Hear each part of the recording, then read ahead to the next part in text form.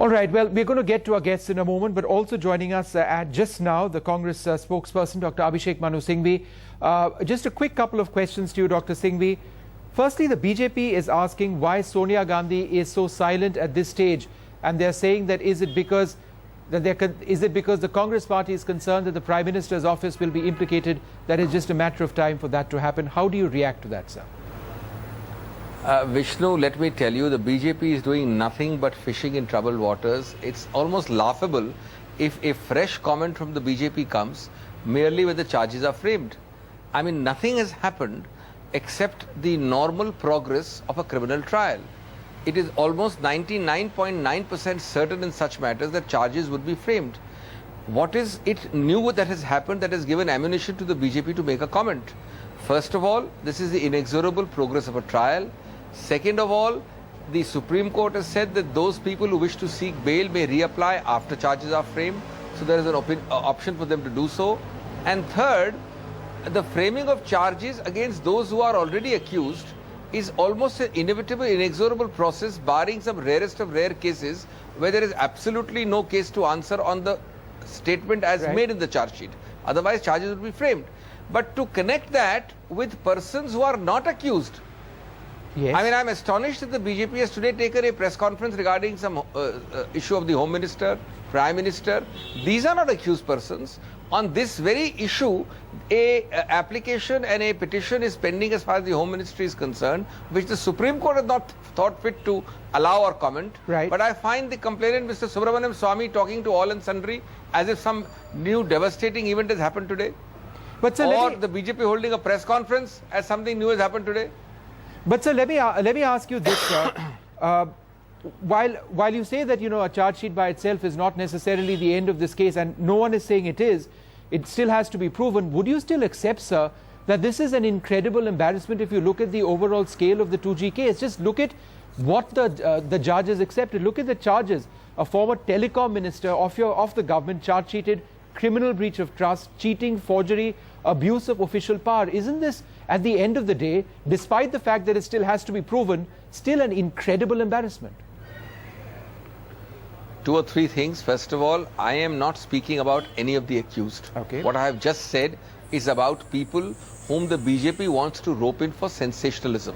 Whatever I have just said in the past relates to the press conference held about Mr. Chidambaram, throwing in the Prime Minister for good measure and so on.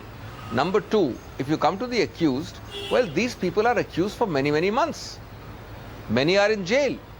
I'm asking you what new has happened. So they've been charge sheeted. Everybody, yes, exactly. Everybody who knows anything about criminal law, and the BJP certainly does know this, knows that unless the case is such that as alleged, and I repeat the word, as alleged, the case cannot be stated, cannot be made into a case as alleged. Okay. Unless that happens, charges have to be framed.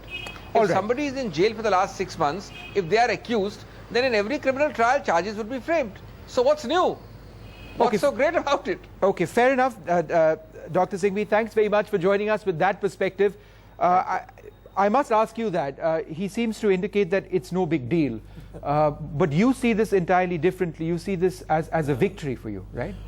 Well, I didn't say it's a victory for me. I said it's a victory for the country that the system is delivering on what there was an atmosphere that nobody will ever be brought to book or sent to jail and this kind of thing. There was a certain despondency in the country, and these actions of the court certainly raise a lot of hopes that we can do something about corruption.